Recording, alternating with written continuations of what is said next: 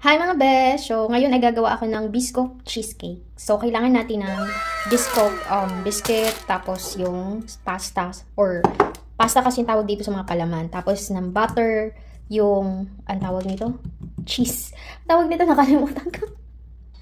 Basta cream cheese. Tapos all-purpose cream. So, at saka konting salt and vanilla. At saka kailangan din natin ng gelatin mga besh. So, let's start. Madali lang to mga besh. Durugin lang natin itong ating bisco.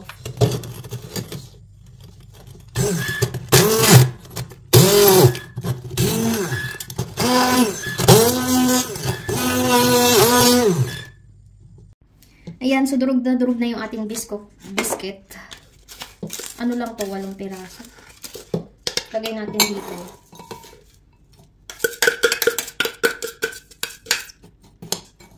At meron pang hindi durog. Wow. Isa.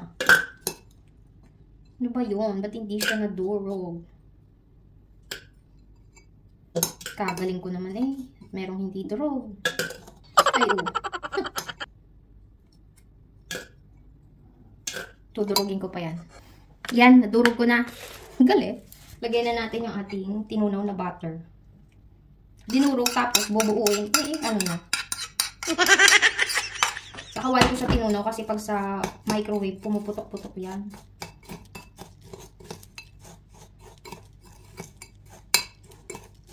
Kailangan basa. Tapos, ayun, wala akong parchment paper. Kaya, ayos lang. Yan. So, pag ganyan na yan, lagay mo na dito. Lalayer na natin siya. This is my first time na gumawa ng cheesecake. Aba, sosyala na si Inday nyo. Hindi na ako gagawang buko salad at saka leche flan kasi wala. Dami na masyadong food. Walang gana kumain ng aking alaga. Tsaka ako lang naman kumakain talaga. Ayan, so i-flat natin siya dito. Wait lang. Ayan mga besh, pag ganyan na siya, lagay muna natin sa rep para ma-chill-chill. Ma-chillak siya. Charis.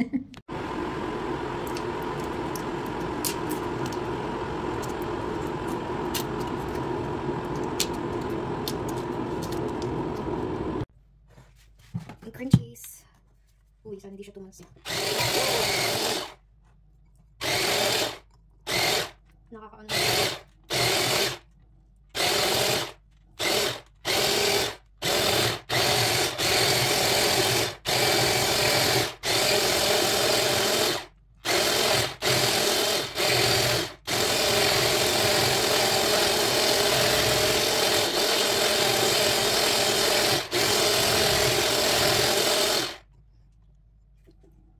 Yan, medyo gumanda na siya. Lagyan natin ng powder sugar.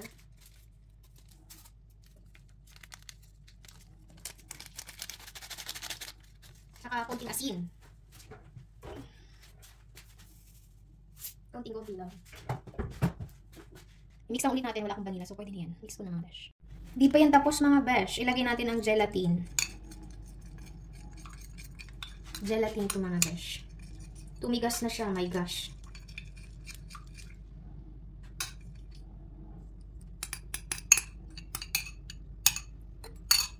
Mix na ulit natin. Last na to. At ito na, moment of truth. Ilalagay na natin to dito.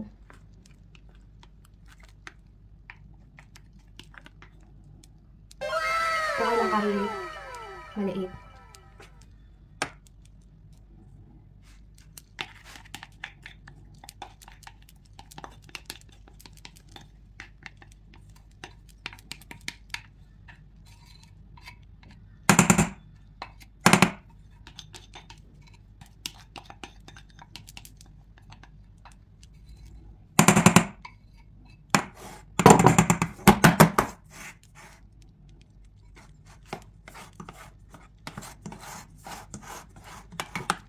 Bakit siya nakaumbok sa gitna?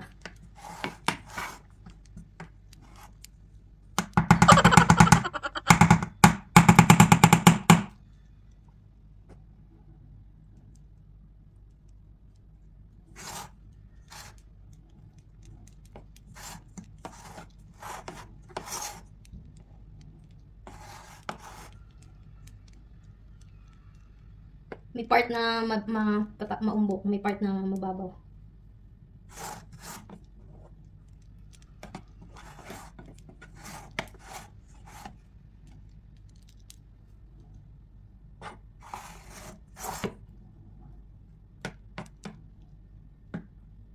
Uy.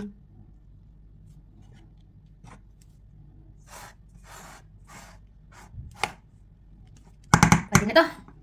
A few moments later. Ayan mga besh. So, nilagay ko siya sa freezer for 5 minutes. Tapos, nagtunaw na ako ng Biscoff, palaman. Ito siya, oh. Sobrang sarap niya as in. Ayan. So, ito na yung toppings natin. Lagay natin sa...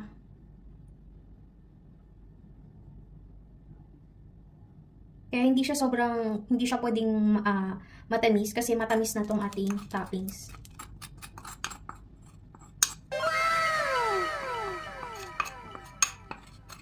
Para siyang peanut butter. Basta, kaiba yung lasa niya, masarap. Sobra. Uli. Pagpasensyahan nyo na ha, di pa perfect. First time ko lang to. Tapos lagyan na natin siya ng toppings. Nakita ko lang to sa Facebook. Ingitera ko. Matry na. Kasi no-bake. Dito na ba ako marunong mag-bake? Ayan siya.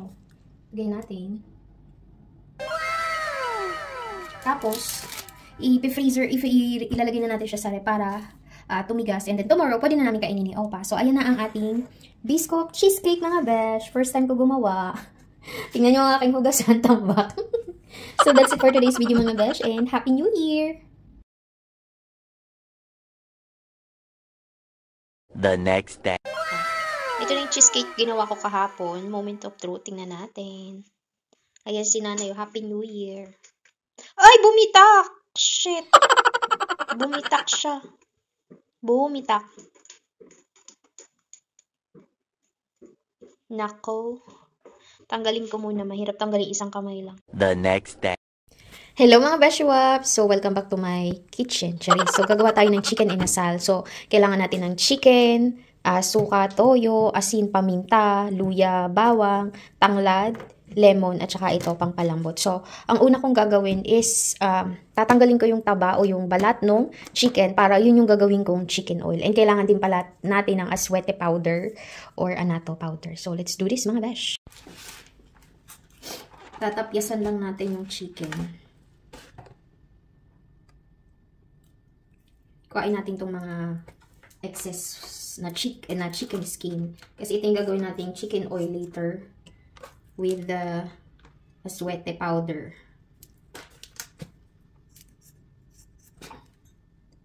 Diba? Meron pa ba? Masarap din yung chicken skin na chicharon.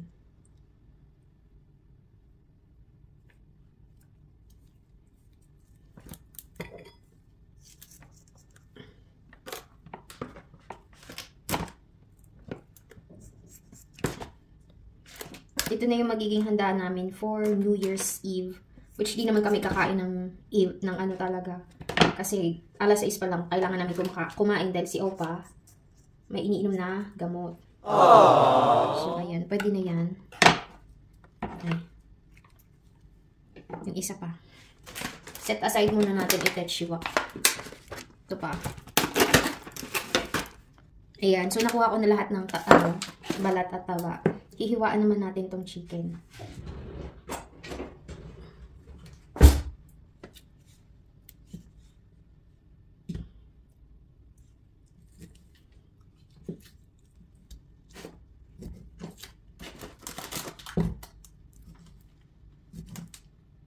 Para pag minarinate, nilagyan natin siya ng marinate natin o yung sauce, kakapit yung sauce niya dito sa chicken mismo. Ayan na. So, gagawin natin yung ating marinate. So, this is it. Ito na, yung marinate natin. Asukal na pula. Paprika powder para may konting anghang. Seasoning. Lagyan natin ng paminta. asin.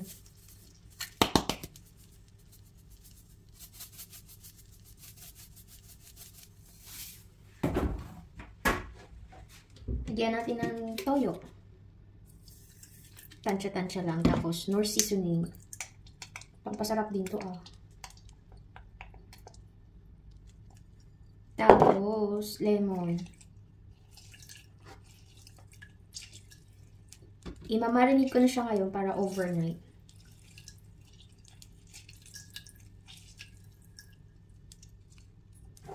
So, lagyan natin siya ng suka.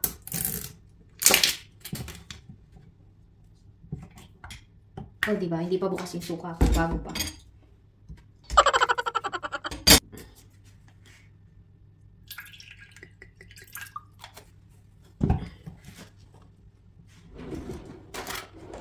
Tunawin natin siya mga bench. And, saka na natin ilalagay ating tanglad, luya and bawang. Saka yung dahon na, yung ano ng lemon. Tikman natin daw.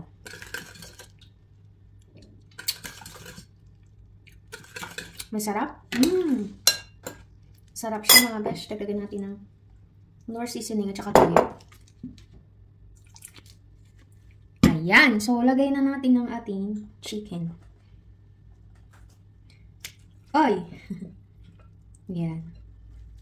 I-coat lang natin to. Tapos, ilalagay natin siya sa ziplock para malagay sa ref. Bago ko makakalimutan, lagay pala natin itong 7-Up or Sprite kung anong meron kayo dyan. So, yan yung magpapa-additional sarap sa ating minarinate na chicken overnight. And feeling ko, kulang pa yung ating lemon. Dadagdagan pa natin siya. So, since 4 siya, paghihiwalayin natin kasi di naman lahat malulutuin. 2 lang yung lulutuin ko bukas. Tapos yung 2, saka na lang pag trip na ni Opang kumain. Kasi diet siya ngayon. Aww. At may buhok pa. Ayan.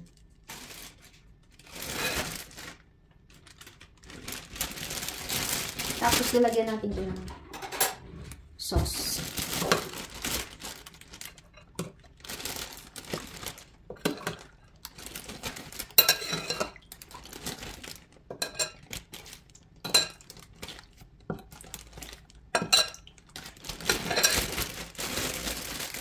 Para ilalagay natin sa ref o sa freezer overnight para masarap.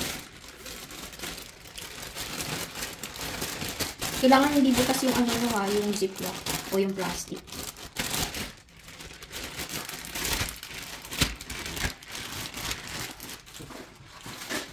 Okay, ganun lang ulit. Ulitin natin. Nakalimutan ko, lagyan pala natin ng laurel. So, ayan. Okay na to.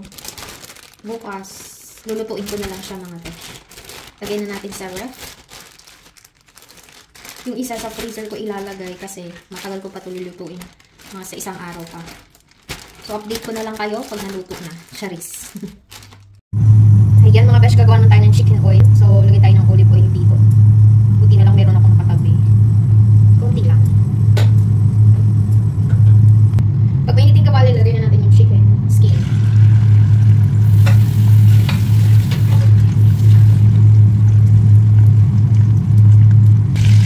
Kailangan takpan kasi tumatalsik siya. Ito lang takip niyo. Lulutuin lang natin yan mga besh. Okay na yung chicken.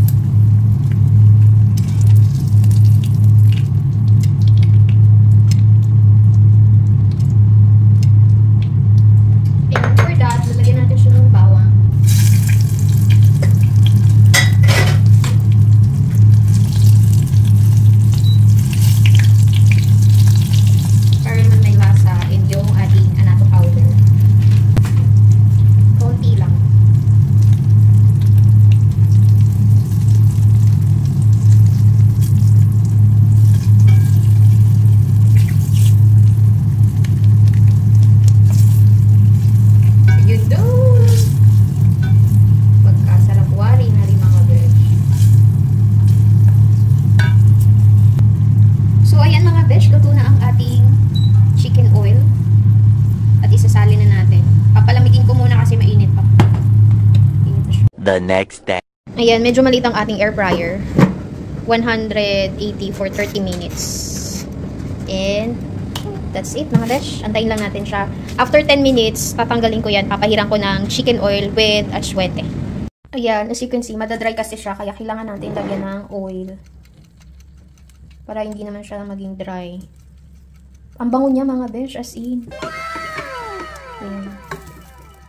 Kailangan malagyan natin siya ng oil. Tapos balik natin.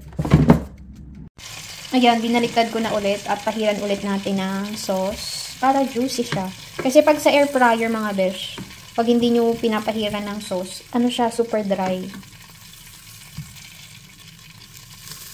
At saka luto na siya. Tingnan na natin ang ating, wow! Ay pagkasarap naman. Ayan. Kala ko hindi siya magiging perfect mga besh, but it's perfect. Balik na rin natin kasi baka masunog naman. Ayan, luto ng ating chicken inasal. Ito, naggawa ako ng sausawan, toyo, lemon, sibuyas bawang, at saka sile. So, yun, successful ang ating chicken inasal. So, tara, let's eat mga besh. Later.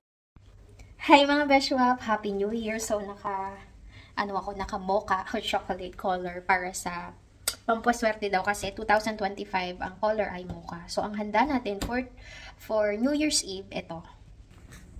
Ayan, so yung Biscoff cheesecake ko. Ganda ng pagkakagawa. Tapos ito para kay Opa, cheese platter. Yan lang daw yung kakainin niya. Tapos, ito for lunch, magluluto ako ng chicken inasal. And then, mamaya yung isa kasi dalawa to eh.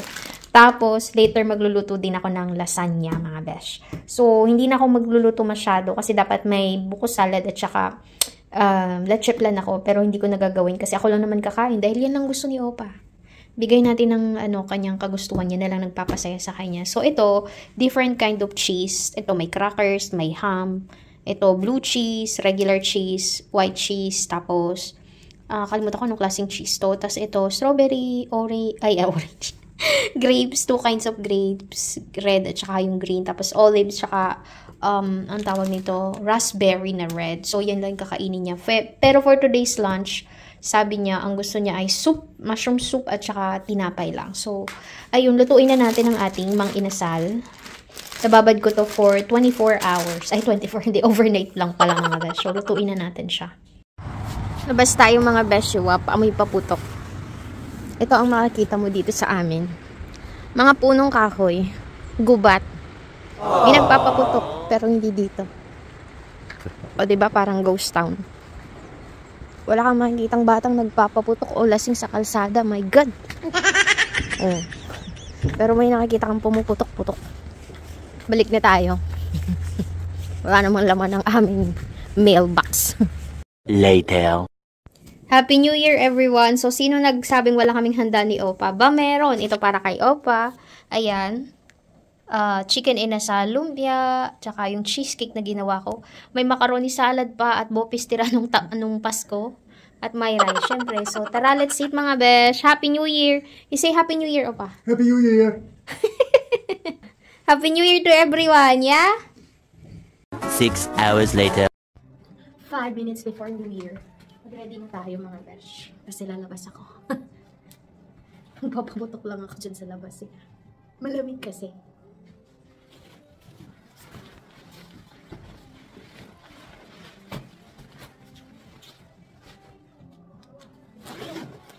Oh. Ang hangin sa labas. So, ito ang aking mga close to this.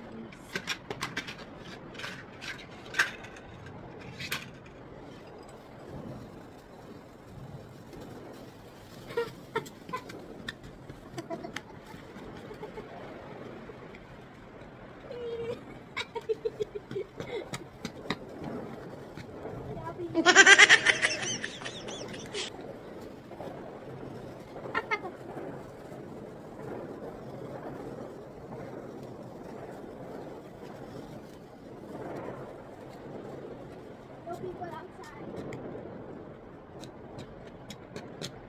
Wait.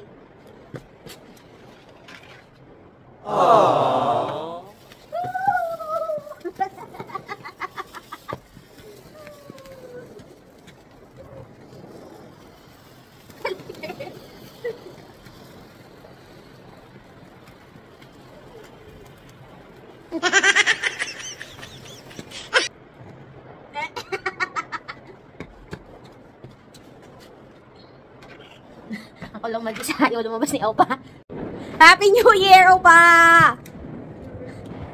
Buksan natin yung gate at lumabas tayo. Tingnan natin kung may tao sa labas. Happy New Year, Opa! Woo! Ako lang ganito mag-New Year mag-isa, mga besh. Wala akong makitang fireworks. Labas tayo. Tingnan nyo naman. Wala, diba? Ako lang. Ako lang nag-celebrate. Wala tang fireworks kasi mafag din, mga besh. Ayan lang, ganyan lang siya. Wala talaga makita. Ayun dun. Grabe yung putukan, mga besh, pero wala kaming makita ni Opa. Ito na lang. Ayan na lang makita nyo. Mafag din kasi talaga. Tsaka yung putukan dun sa may sentrum, wala dito. Nasa gitna kasi kami ng kahuyan eh. Ito mo, walang tao sa kalsada, di ba? Mga kapitbahay namin, nakabakasyon. Kami lang nandito. Sad. Lakas ng hangin, mga besh. Wala na. Happy New Year!